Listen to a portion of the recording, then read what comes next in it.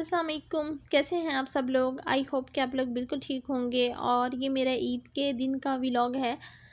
उस दिन मैंने शूट तो किया था, लेकिन ये है कि मैं एडिट भी कर लिया था, लेकिन जो है अपलोड नहीं कर पाई थी, वॉइस ओवर नहीं कर पाई थी, तो इस वजह से जो है फिर इसको जो है अपलोड करने में लेट हो गया।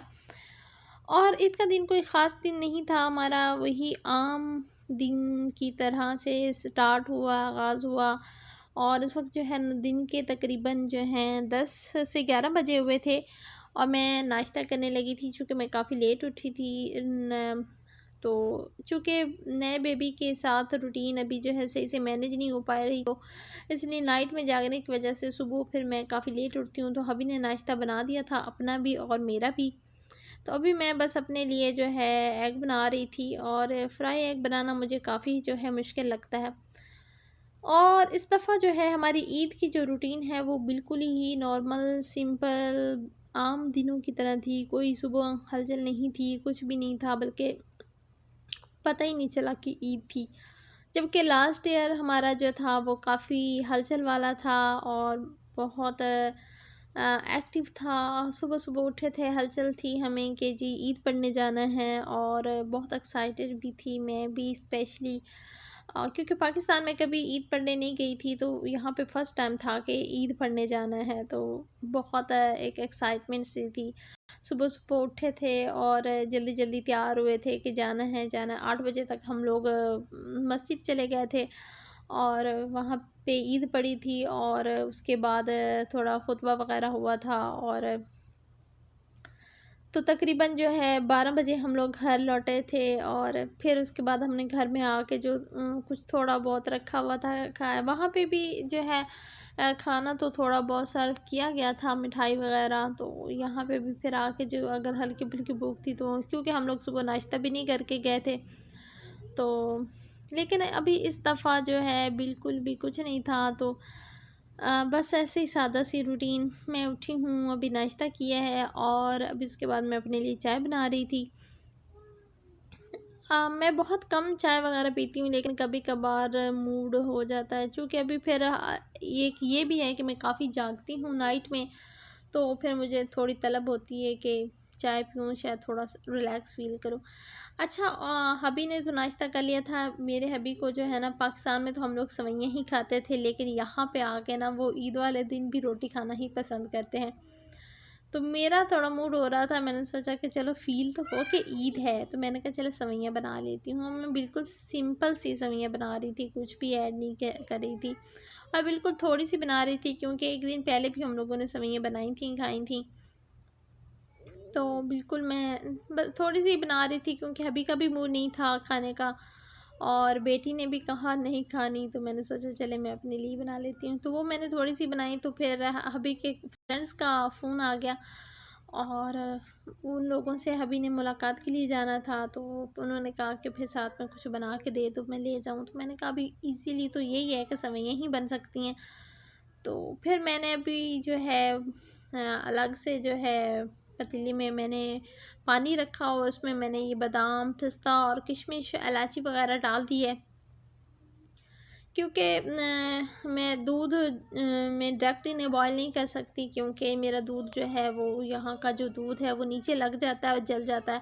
तो इसलिए पहले मैंने इनको जो है पानी में थोड़ा पका रही हूँ, और फिर ऊपर से दूध में डाल दूँगी। और दूध को फिर ये है कि ज़्यादा मैं उसे पकाती नहीं हूँ, बॉयल नहीं करती हूँ, बस इतना कि खूब गर्म हो के, और फिर उसमें मैं सेवइयाँ ऐड कर देती हूँ, क्योंकि सेवइयाँ को तो ज़्यादा ज़रूरत नहीं होती कि वो पकाई जाएँ, क्योंकि वो ऑलरेडी ही पकी हुई होती हैं, तो बस जस्ट उन्हें नरम ही करना होता है।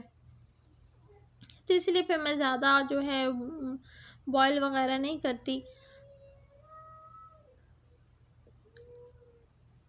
अभी सेवइयाँ लेके गए थे, तो उधर से उन लोगों ने जो है काफ़ी सारी जो है मिठाई वगैरह दे दी थी, क्योंकि बेटी हमारी माशाल्लाह से बेबी हुआ था, तो उसकी खुशी के लिए उन लोगों ने जो है वो मिठाई दी। अच्छा, मैं बहुत हैप्पी हो रही थी कि चलें ईद के दिन मुझे बर्फ़ी, गुलाब जामुन, पाकिस्तानी मैं अभी से पूछ रही थी कि पाकिस्तानी ही ये मिठाइयाँ वगैरह हैं, तो उन्होंने कहा हाँ पाकिस्तानी ही है।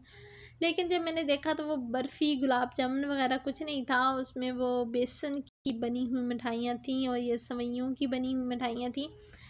और अगरचे मुझे कुछ इतनी ज़्यादा वो पसंद नहीं आई, लेकिन फिर भी बस ठीक ही थी।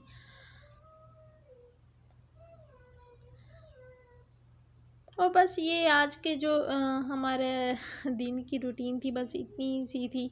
मैंने बस अपने लिए थोड़ी सी सेवइयाँ बनाई और फिर हबी के फ्रेंड्स के लिए सेवइयाँ बनाई। और और फिर उसके बाद वैसे भी ये हुआ कि मेरी कुछ भी जो है ना करने की हिम्मत नहीं रही। मैं बहुत थक गई थी। और क्योंकि अभी तबीयत उतनी ज़्यादा मेरी ठीक भी नहीं हुई है, लेकिन ये है कि अल्हम्दुलिल्लाह मैं घर का जो है ना मैंने काम संभाल लिया है। और ये है कि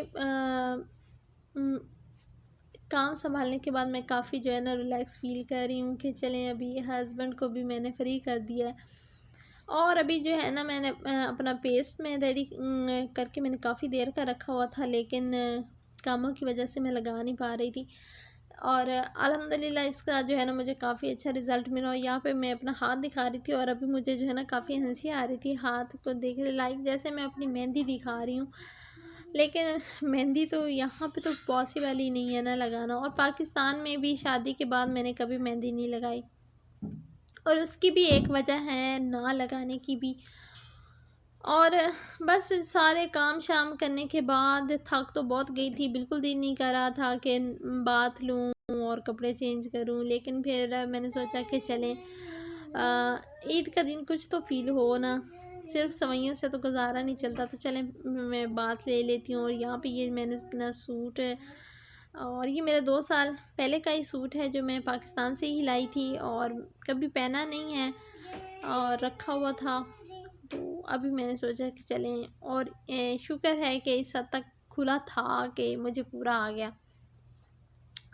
और ये इसके साथ का दुपट्टा है। और फिर मैं बाद में भी काफ़ी शुक्र अदा कर रही थी, और हस्बैंड भी बोल रहे थे कि मैंने बात ले लिया था और ज़रा अच्छी कंडीशन में आ गई थी, क्लॉथ मतलब न्यू पहन लिए थे। और क्योंकि हस्बैंड की क्लास फेलो पे बाद में हमें मिलने के लिए आई थी, बच्चों के लिए कुछ गिफ्ट्स वगैरह लाई थी। तो पहले तो जो मेरी कंडीशन काफ़ी रफ़ सी हो रही थी ना, तो फिर वो काफ़ी फ्रेश हो गई थी। तो फिर वो माशाल्लाह से फुल मेकअप में थी और काफ़ी रेडी होकर आई थी। तो उनके सामने फिर अगर मैं उस तरह उसी कंडीशन में होती तो काफ़ी वो लगता ना। तो अल्हम्दुलिल्लाह सब अच्छा अच्छा रहा।